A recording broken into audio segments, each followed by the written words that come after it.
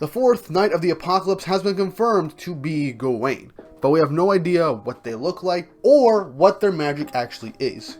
The only pieces of information we know for Gaweiin is 100% accurate is A, they have golden magic, which was the first prediction for one of the four Knights of the Apocalypse during the prophecy. 2, are wearing a white suit of armor with a golden trim. And 3, they are related to King Arthur, a distant relative from what I can tell. So that is all the information we know about Gaweiin, and it is killing me right now because Gaweiin was said to be in the kingdom by the time chapter 52, 53 was around, and Tristan confirmed that he did bring the fourth Knight of the Apocalypse to Leonis. However, we know nothing about Gaweiin at all, what their personality is like, or even their actual magic. So today, I'm going to be talking about why this one fan prediction, and I admit I did kind of bring it up as well, that Gaweiin having Sunshine, being the new wielder of Sunshine, makes complete sense.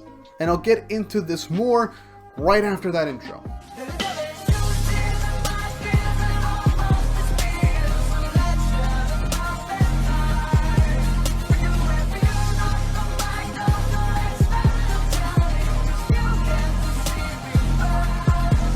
So, Gaweiin having Sunshine. It's actually not that far-fetched, as if we think about it, going into Arthurian legend, Gaweiin has said to have the ability to gain strength with the rising sun, similar to someone else we know, Escanor, the son of Pride, former member of the Seven Deadly Sins. As spoilers for the Seven Deadly Sins, Escanor dies right before the final arc of the series, and Sunshine, we have no idea what happened to it, whether it was given back to Mael, which we can assume that might be the case from the Chris Pyle movie, but it's not really very clear, as Mael doesn't really fight in that movie. We just see some explosions and that's it, so it's very vague. Or it went off to someone else who was recently born in perhaps maybe Camelot, who was maybe deemed worthy or suitable to gain the powers of Sunshine. With the piece of Arthurian legend, with Gaweiin having a golden magic phrase from the series, and the fact that in Arthurian legend he would gain strength from the sun rising,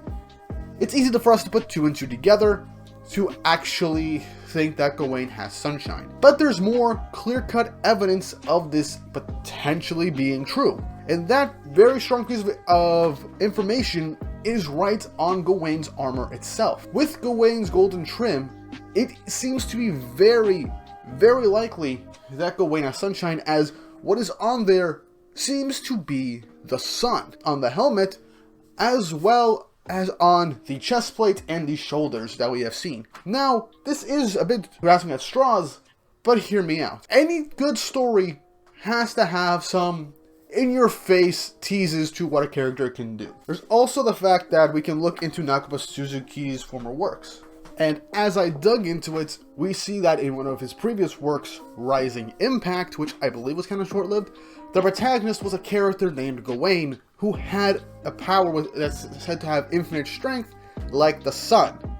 And we even have other characters like Lancelot in this series as well. I'm not going to get too far into it, as I haven't read this whole series yet. I might, if it has any more information, but it's highly possible that Nakaba wanted to originally start with the Knights of Arthurian legend, but then chose onto the Seven Deadly Sins to essentially be a prequel and setup for their eventual story. And right now we have Percival, Lancelot, and Tristan, and now we have Gaweiin. And if in that previous work, Rising Impact, Gaweiin did have power like Sunshine, and now we're getting Gaweiin in the Seven Deadly Sins story after 16 years since the death of Escanor, the previous wielder of Sunshine, it only makes that much more sense when you put the pieces together. Not to mention that the armor is a clean giveaway for the fact that Gaweiin most likely has Sunshine. The other possibility is also the fact that perhaps Gawein's power is pertaining to stars, but I don't really see it that way. Sunshine makes complete sense for another key reason, which was mentioned at the beginning of the video, the fact that Gaweiin supposedly has golden magic. And if we look into Seven Deadly Sins, Sunshine does seem to have a type of golden aura around it, since the sun is, if you see it, yellow, red, orange, etc. But it's something that we could all kind of see as well, divine, if we can go for it. And this also kind of goes back into the theory discussion video I made last month, where I talk about what Mael's role in the story could be, and one of those would be that Mael gave Sunshine to someone else, or is going to train the next user of Sunshine to use the power correctly. But there's another piece of surface level information that we could piece together that gives similarities between Escanor and Gaweiin to help further solidify this idea. And yeah, this one is probably the most out there. Compare Escanor and Gawein's armors. Especially if we compare Escanor's armor when he's completely introduced into the 7 Deadly Sins series proper. His armor is fairly bulky to help the fact that he does in fact grow in muscle mass and strength with the sun. It also has the yellow color. It's made to be like gold, and it's got sun emblems on it as well. Or at least it seems like a type of blazing sun with how the emblem on his shoulders does look.